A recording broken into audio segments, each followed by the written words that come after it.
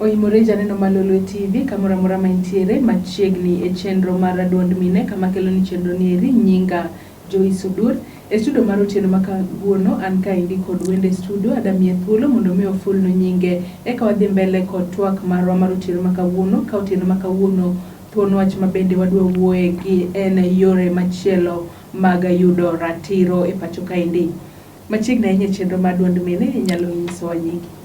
Erokamano Joyce, erokamano ne jowinjowa kata jogo maneno Lolwe TV. Agone Nyasaye erokamano osebudho nyaka nyocha wabed kendo wachak wacho weche modok korka chik. Waseng'e gima corona osetimo ne ji. To kawuono amor mondo wariwre gi oganda marwa mondo wamed tiegore. Ka wang'iyo mana kaka isewacho gigo ma wanyalo timo mopogore opogore mondo wane ni wayudo ratichwa kapo nono ni ok wadhi e kot. Nyinga iluonga ni Grace Otieno, an wakili, atiyo Kisumu ka kod alwora mare, atiyo e Kenya bende, to bende an achiel kuom okinde ma tiyo ne riwruok miluongo ni FIDA. FIDA en migawo makedo ne ratiro mag mon kachiel kod oganda.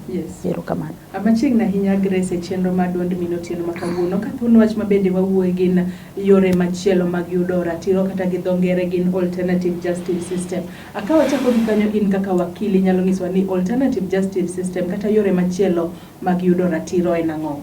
Erokamano. Apani mana kaka iselero ka wawinjo ni alternative justice system mabe wanyalo wacho ni alternative dispute resolution. Gin yore mamoko ma wanyalo tiyogo mondo wayud kata mondo dhano oyud ratiche ka ok odhi e kot. Apani ka wang'iyo historia kata kuonde ma wae oganda machon kata kapok Kenya noyudo loch. Wazunge kapok Kenya noyudo loch, ka ponono ni ng'ato noketh ratiche. Jodongo wane kawo thuolo mar bedo piny mondo gine kaka ginyalo timo ang'o. Ginyalo tieko wachni. Then mos wasunge obiro gi colonize Kenya, wachako yudo koro courts donje, wayudo ni wan gi court maniyale jo Afrika, nitie court maniyale jogo manobiro mawelo mowuok oko, manobiro dak e ogandawa. Then pole pole koro wayudo ni bang'e ka koro Kenya oyudo loch, koro wabedo gi court mamarwa. Koro e ndalo mang'eny wasebedo ka wadhi e court kaponi ratich okethi kata kaponi idwaro haki ni mora mora.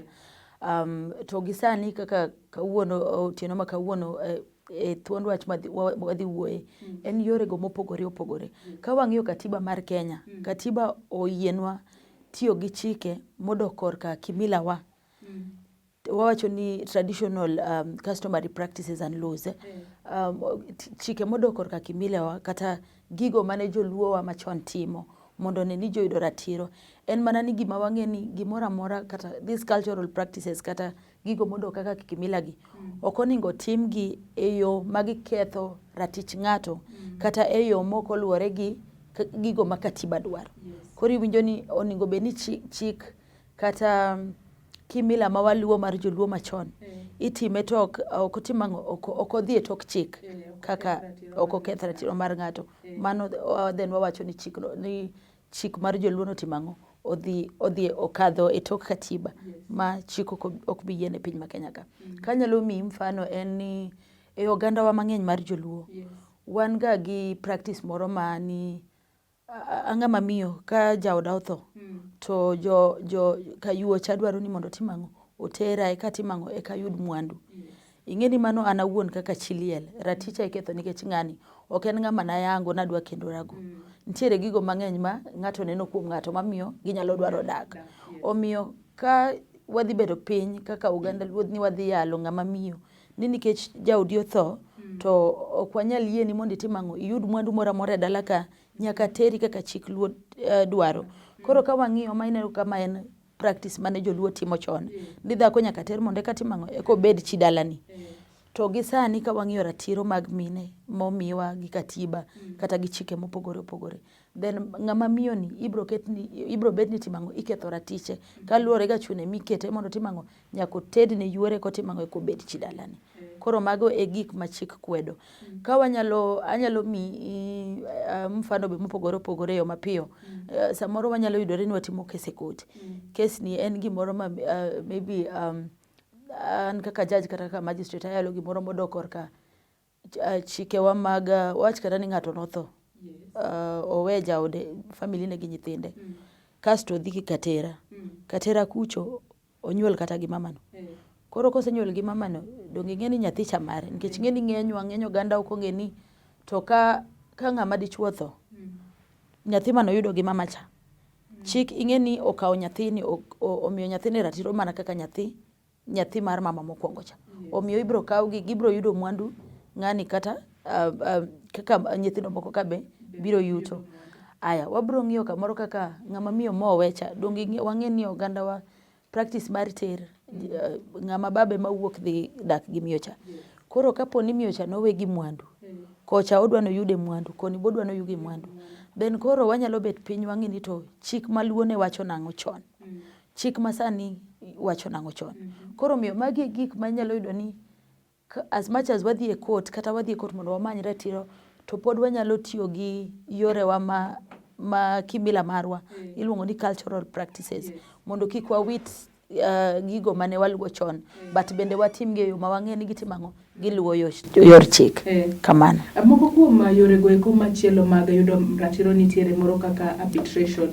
Inyalo nyiswa ni arbitration ni en ang'owa to okenge mage monego bed ni luwe e yor roero mar arbitration kaka yo machielo mar yudo ratiro mana kaka iseleronwa yore go eko mag cultural practices mane ji tiyo godo mondo yud ratiro. Erokamano. Ka wang'iyo wach arbitration en achiel kuom chenro go ma wanyalo tiyo go yudo ratiro ka koluwore gi dhi e kota. Koro arbitration ka wang'iyo oganda wabo yiene iya kawuono mondo wapuonja kizungu e yo malero. Arbitration ka wang'iyo en chenro moket kaluwore gi chik. Nitie chik ma omiye kata miluwo chik mar arbitration miluongo ni Arbitration Act ma wanyalo luwo e sama ng'ato timo arbitration. Koro arbitration jogo man gi dondruok kata tabu moro mora ma gineno ni gidwano konygi ginyalo bet piny to giyiero arbitrator kata gikwayo mondo owinjgi through arbitration mondo wach gini otim nade oyal. Ng'enyne sana yudo ni kembe madongo ei Kaluowa ka kembe madongo emohero tiyo gi arbitration nikech ibo yudo ni parties ariyo nigi problem kasto gimanyo ng'at mar adek manyalo bedo kaka janeno.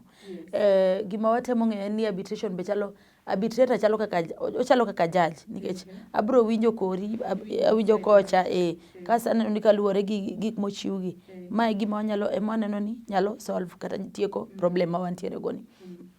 Koro okabi ulo nying but ndalo mang'eny kata Kisumo waseneno ka kembe moko nigi problem gi oganda wa to oganda oseringo ka ywak ni kembe gi oketo moro gi gedo e yore ma ok ni kare gi ratiro mar dhano. Samoro yudo ni sewage wuok ang'o koro dhano kelo complain ka giwacho ni gik ma kembe gi timo hinyogi. Omiyo ibo yudo nikech oganda gi gin joma ng'eny kambi be gina kambi be en gine maduong'. Koro gibet piny gimanyo arbitrator keto gi piny winjo wachgi kasto gitimang'o gitieko issue ma gin godo ni kamano. Then mar ariyo wanyalo ng'iyo negotiation. Koro negotiation to kendo ka wang'iyo Joyce nyaka wang'e ni processes gi ng'eny. Kawuono adwa ni wa focus mana e processes adek ma wanyalo tiyo go kaka oganda wa maluo kar manyo ratiro e kota. Koro mar ariyo en negotiation. Negotiation to mana kaka wang'eyo watemo winjore e kindwa kodi in gi gopa pod aonge pesa sani wang'e kaka korona ketho piny ibiri nyisa ni to koro Grace adwa ni mondo ichula pesa na kata ichula gi kama ambe abro temo negotiate korka abro nyisi ni Joyce piny osebedo matek korona oseketho piny sani aonge pesa ka yudo pesa abo timang'o abo chuli. Koro wabedo piny wawinjore ka wasewinjore wawere gi kwe kila ng'ato dhi then odiochieng' ma wawinjore wanyalo timang'o wanyalo tiekore. Ahero ga jiwo ji kata oganda ma wuoyo go ni sama wa negotiate kik many pressure from outside nikech ka wawinjore ni wadwa winjore kodi ji ariyo kika kuonga dhi akaw maoni moro na kethora gi jaoda mana kethora gi jirani takuonga dhi amanyo maoni kumachielo koka timang'o koka duogo kora duogo ka aikora ing'eni mano chal ng'ama ikore ne lweny ok ikore ne twak e kindu ji ariyo. Koro ng'enyne ahero nyiso oganda wa ni sama watimo negotiation wa negotiate but kik wa negosiep sawa nikech ka ok abiro gi nia maler ni maybe adwa tietie gi weche go mar wuondi, then ok wabi chopo kama wawacho ni ayudo raticha kata iyudo ratichi e yo maler. Kamano. Adwa ni wakaw yueyo matin kaeto kaduogo e tielo mar ariyo, koro wabo wuoye yo machielo mar yudo ratiro mano ero mar mediation. Ajaneno mar Lolwe TV wabiro kaw yueyo matin kaeto wabiro duogo e tielo mar ariyo mar chenro ni eri mar duond mine.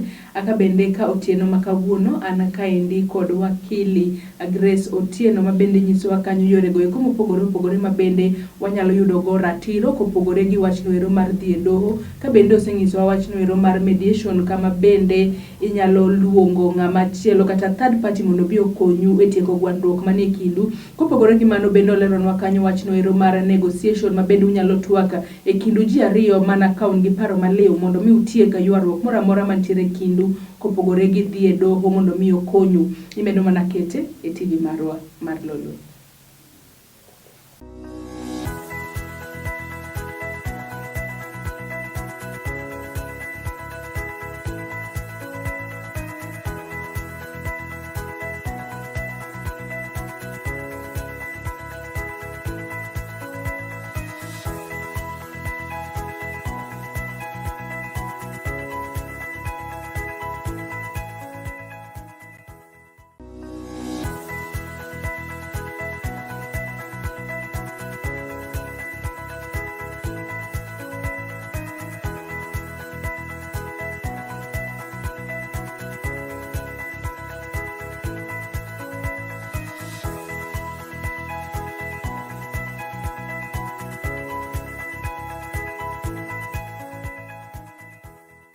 Machiegni kendo e tielo mar ariyo mar chenro ni eri mar duond mine kama kelo ni chenro ni eri nyinga Joyce e studio mar otieno makawuono an kaendi kod wakili Grace Otieno ka thuon wach mabende wawuoye gin yore machielo mag yudo ratiro kopogore gi yo mar dhi e doho. Aka bende tielo mokwongo wasewuoye yor noero mar negotiation kachiel kod arbitration mabende wacho kaendi ni negotiation en twak e kind ji ariyo mondo mi utiek gwandruok manie kindu, to yo noero machielo mar arbitration en mano ero mabende unyalo luongo third party kata ng'at mar adek mondo bi okonyu e tieko ywaruok kata gwandruok manitiere e kindu. Akawa dhi mbele kod twak machalo kama indi Grace, akawa dhi e yo mar adek mar yudo ratiro ma oganda nyalo tiyo godo. Yo mar adek mar mediation. Inyalo nyisowa ni mediation ni en ang'o, to gin cases kaka mage ma nyalo bedo mediated to mage mok nyal bedo mediated. Koro mediation be mana kaka ne wawacho ni arbitration. Mediation gino maduong' ma nyaka wang'e ni en process ma ng'ato chiwore en owuon mondo odhi otimne mediation. Kata ka in gi tabu tineno ni dwaro ni mondo okonyi through mediation, then en gino michiwori, onge ng'ama bro chuni. Wawacho ni it's a voluntary process. Yes. Onge ng'ama bro chuni mondo idhi. Gigo manyaka wang'e kaka wasewacho ni en achiel kuom yore go ma wanyalo tiyo go mar yudo ratiro wa. Migepe mang'eny ka wang'iyo e ogandawa timo kata temo loso wach through mediation. Wan gi migepe kaka FIDA wan gi kata court sani. Wan gi program miluongo ni court annex mediation. Ma kapo ni ne wasetero case e court kata kapo ni ng'ato case ne tayari ni e court, to un gi thuolo kata gi ratiro mar kwayo court mondo omiu chance mondo winju gi mediator. Koro ma kusekwa court ema timang'o, court ema yiero nu mediator. Koro wan gi mediators moyangi ma tiyo gi court, gin mediators motimne gi training, court ema yiero ni. To kapo ni oyier ni mediator mudhi mudonje mediation room, miyudo ni mediator ni en ng'ama wati ng'eyo kata museng'eru go kata mineno ko ok nyal konyi, in gi ratiro mar timang'o, mar dogo report e court mondo timang'o oyier ng'ama chielo kata oloki. Bang' ka osewinjo mediation sana mar court, gibro ndiko agreement, parties bro ndiko agreement. Ka gisendiko agreement ni parties ji ariyo kata jogo man gi tabu kata gi dispute biro sign. Ka gise sign, mediator be sign. Kasto agreement ni timang'o ikawo iduoke e court. Koro court dhi tiyo kode kaka judgment mogik ma court ochiwo. Mano en mar ariyo. Mar adek, e oganda wan wawuon, wan be watimo mediation. Wan gi jodong gweng'wa, wan gi chiefe, wan gi jogo mopogore opogore, jotelo mopogore opogore e gwenge ma waaye. Jogi be endalo kata in iwuon inya yudo ni isetimo mediation e kind ji, but maybe ok niyango mana chieng'no ni itimo mediation.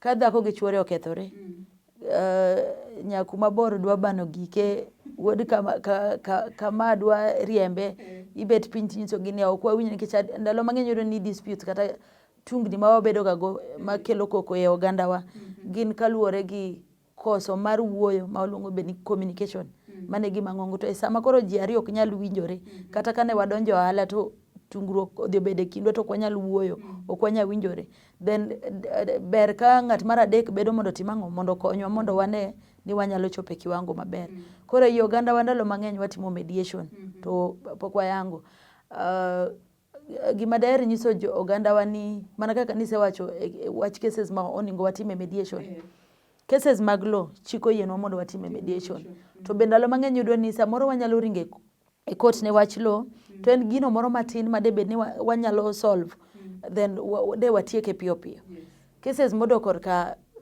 ratiro mag nyithindo idwaro in kaka wuon nyathi dwaro nyathi kaka min nyathi dwani bed gi nyathi nyithindo somo koni chiemo onge ang'o jonyuolo kodak kamoro achiel iyudo ni ka umediate ukelo kwe e kind nyithiu to bende ukelo kwe e kind oganda kata odogo ni ok ubedo kamoro achiel nitie cases be kaka mag jogo mayware dak minyo ni ng'ato dwaro divorce e ndalo mang'eny ji osebet ganyuola jotend kanisa mondo otem yalo negi mondo gitim ang'o ok kata yalo negi but miyo gi thuolo mondo giwuo giwach gino machandogi eka gine kaka ginyalo loso wach ma gin gono koro nitie cases mopogore opogore ma wanyalo timo through mediation moyienwa to nitiere moko ma ok oyienwa ma chik ok oyienwa mondo watim sana ma be nyaka tere court to sana gin cases modok ma waluongo ni criminal cases criminal cases ka wang'iyo nitiere cases ma hinyo ngima mar oganda kata ngima mar dhano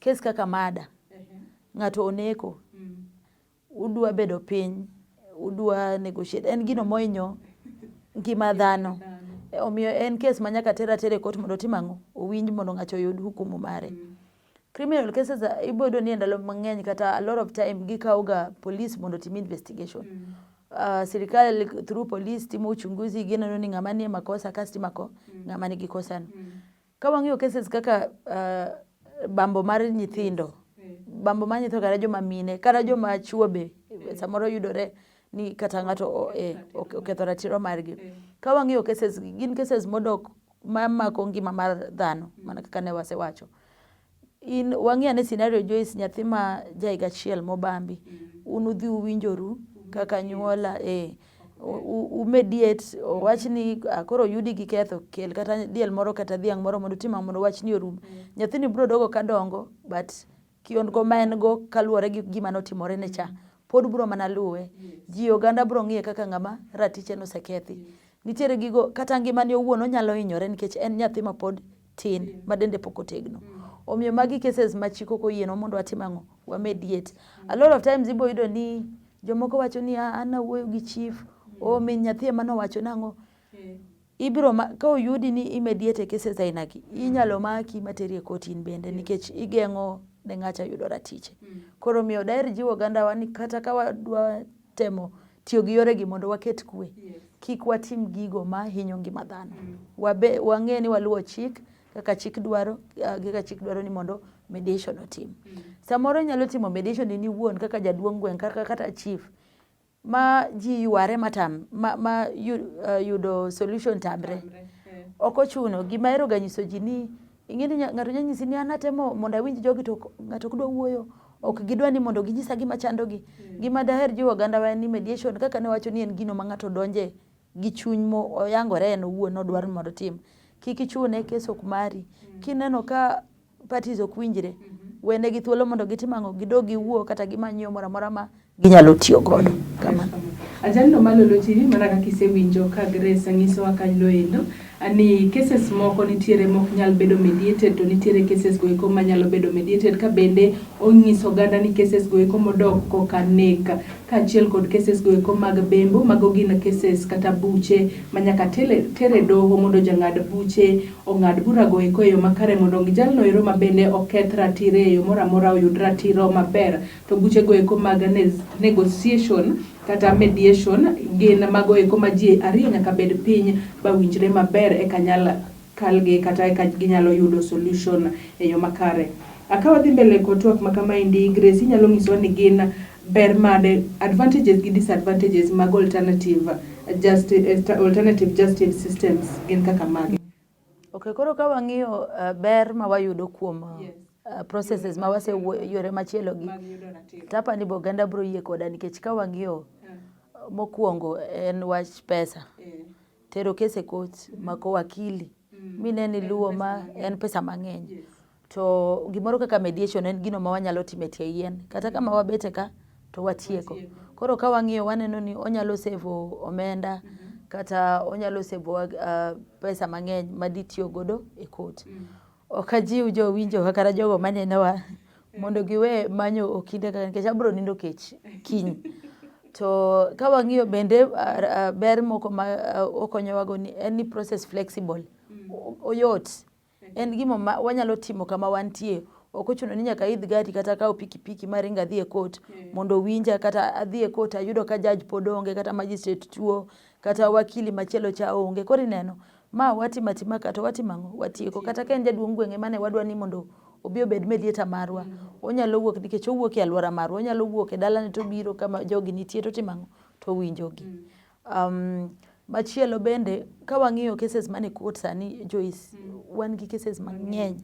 Wan gi cases mang'eny ma ka ok wanyal embrace kata tiyo gi alternative justice system to kode wabro mana medo pong'. To nitie cases moko mana manyisi ni wanyalo timo through mediation, through arbitration, through negotiation ma watiek piyo piyo ma ok warito ni nyaka chieng' file luonge court. Ka wang'iyo e ndalo ma corona sani gigo motimore ka piny nolor ne wayudo ni kode nolor, offices mag wakili nolor, offices mag law nolor, gigo modok korka chik gi ka sirikal notimore nolor. Ng'eny ji ohinyore mang'eny nikech yudo ka jogo kata manomaki moter kod yaga sani e ndalo mang'eny pok osebet kikelogi e court mondo cases gi odhi mbele kaluwore gi wach corona. Waneno ka courts osetemo adier e yo makare mo oneno ni sani watiyo gi technology. Anyalo bet kama nitie kodi kata timo case na kata Nairobi. But oganda wadi man gi pesa mar nyiewo bundles, ji adi man gi smartphone. Koro iyudo ni pod dhi e court beda matek moloyo ka ne watimo alternative justice system. Machielo be wayudo ni parties omedo siep. Mana kaka nasewacho ni ka wa negotiate to ok wa negotiate. Yes. Koro ing'eni gima wawinjore ma an machiki ni tarik ma kama ntiere gina moro mang'iyo pesa ni mane an go ni abro timo abo duoki abo duokoni ma bro miyo wa thuolo ma kata ka wuok ta wuok kamor. Ka wawinjore wan be diete wach mar nyithindo ma wabet piny ma wawinjore nyithindwa bro dongo gi kwe. Wang'eni ng'ane wawinjore gima ni e kindwa sani to onge. Daga kamidake amba daga kamidage lakini nyithindo sama dwaro chiemo to kama kaka watimo. Sama dwa neno nyithindo kama kaka watimo. Skul ma nyithindo dhi watimo kama. Yudo ka kwe nitie mang'eny moloyo ka watiyo ga ng'enge kata koro wadhi e court. Court owacho ni ng'ane in miloyo, ng'ane in ok iloyo. Koro miyo wayudo ni processes gi nigi ber mang'eny moingo kaka de wadhi e court. Ka ng'iyo kata rach nikech gimoro amora man gi ber nyaka bed ang'o gi rach mare. Koro e ndalo mang'eny yudo ni processes gi watimo kinyaluo. Koro miyo kata ka watimo gi kinyaluo ji ng'ato kokawo serious nikech ane e gweng' ka bo wacho ni ka chief mano yalo chief cha to koro anto kane ka yie kode watimo ang'o aringa dhi e court. Ka dhi e court gini bro nenore ma serious. Omiyo a lot of time yudo ka processes gi okomi yani okada wacho no chagi to lakini boko migi pek nikech kaluwore gi winjruok ma ji dhi beto go ibedo ni ji owinjore to pod ng'ato ringo timo ang'o dok e court. Mar ariyo ka wang'iyo rach moro kendo en dok e court. Mar ariyo ka wang'iyo rach moro kendo en ni chike ma watiyo go e court kata cases ma wayalo e court. Ing'eni sani ka nitie case manoyal iga kata wachna 1993 kadhi e court record sani pod anyalo tiyo gi case no nikech a lot of times kata gima jowa ok ong'eyo en ni kapo ni nitie case mar lo manayalo apa ni jogo mosedhi e court ing'eni kidhi e court ibo winjo ng'ama chielo kasto bang' mano court miyo thuolo mondo uket gima iluongo ni submission en koro isetimo research imanyo cases mane osetigo e yo machon ibiri keto mondo o convince kata omi case mari pek mondo sami dhi chiw judgment kata sami dhi ng'ad bura to bura dok korka kori. Koro mi yudo ni ways mag court wan gi processes mag kano previous cases kata documenting cases mosekalo. To alternative justice system kaka sani, bora ni wasetimo mediation e tie yien orumo. Onge kama kiny na duoga wachi ni, onge file mora mora manyalo time reference ni odiochieng' makama, elder makama kata jaduong' makama no winjo jogi, kama kaka bura notimore nade, no chopo, ma wachope agreement. Omiyo waonge proper documentation mar cases ma osetim through alternative justice system. At least through court annex mediation, wanyalo yudo thuolo mar ng'iyo gigo ma osekal kata kaka parties no winjore mondo wambe wati godo okonyo e cases mabiro mbele. Ajando ma Lolwe TV de wagomba inyadhi mbele kwa twak marwa mar otieno makawuono, lakini nyisa ni sa marwa mano miwa oserumo. Agikanye mwachopo godo e giko mar chenro mar duond mine mabende ne waikoni e Lolwe TV otieno makawuono. Akane an kaendi kod Grace Otieno mabende en okil e bomanieri ma Kisumu ka thuon wach mabende ne wawuoye. Gin yore mpogore mag yudo ratiro magina yorno ero mar mediation, a negotiation kaachiel kod arbitration mabende wacho ni nyalo konyo e yudo ratiro e yo mapiyo kopogore gi yorno ero mar dhi e doho, kaluwore ni buche mantiere e doho seche moko nyalo bedo mang'eny ahinya, to tiyo gi yore mamoko mag yudo ratiro nyalo konyo oganda e yudo ratiro mapiyo kendo gidag e yor kwe maber. Kendo warome chenro machielo.